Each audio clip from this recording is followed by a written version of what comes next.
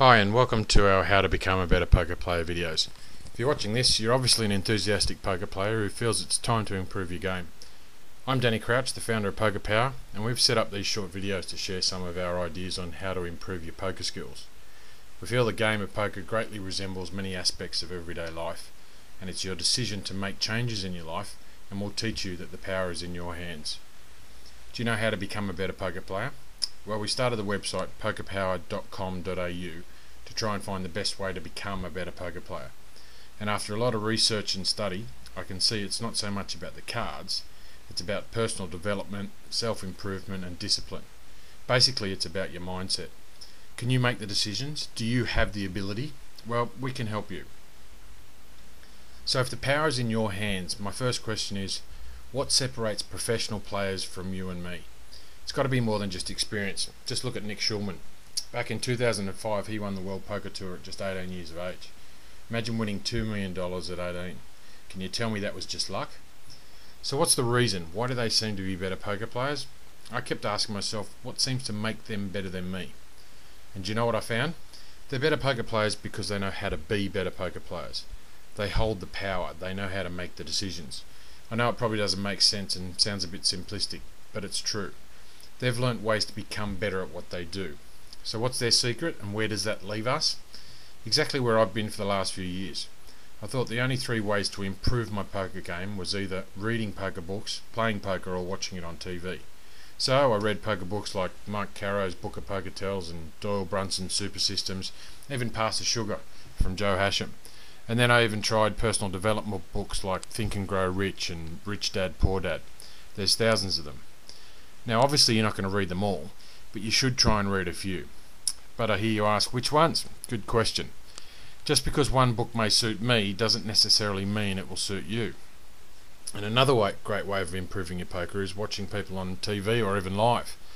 You can learn a lot from studying other players. However, on TV you normally only get to see the final tables and don't see the whole tournament or the less experienced players. You hear some great ideas and tips, but they edit out a lot. You don't really see the betting patterns, the body language or the minor hands. The stuff that really matters, where you can understand the players' minds and thoughts.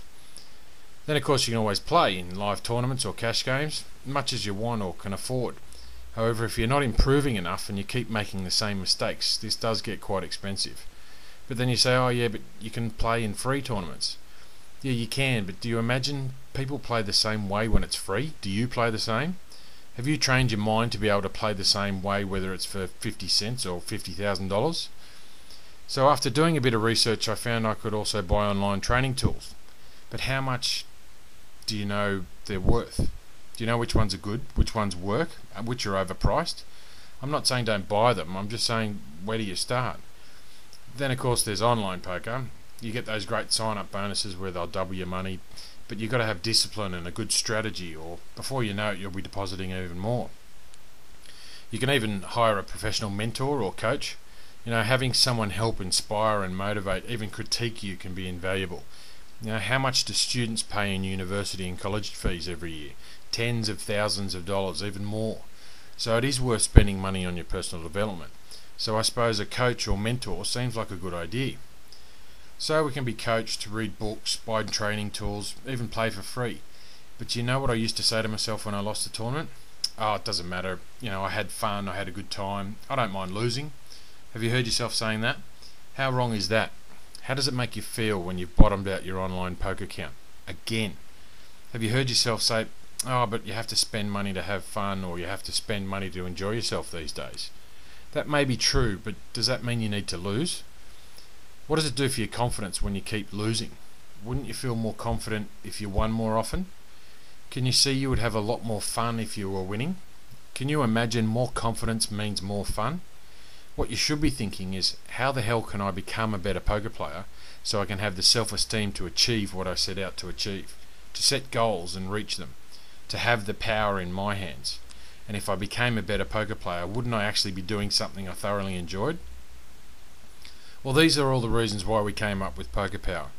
On our website pokerpower.com.au we review and recommend different books. We have blogs, Twitter accounts, Facebook, other social networking sites.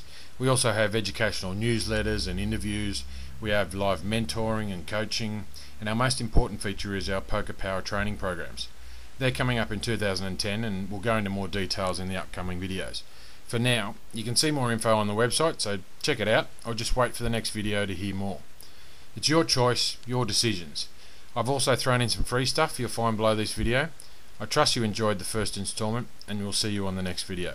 Remember, Poker Power, the power is in your hands.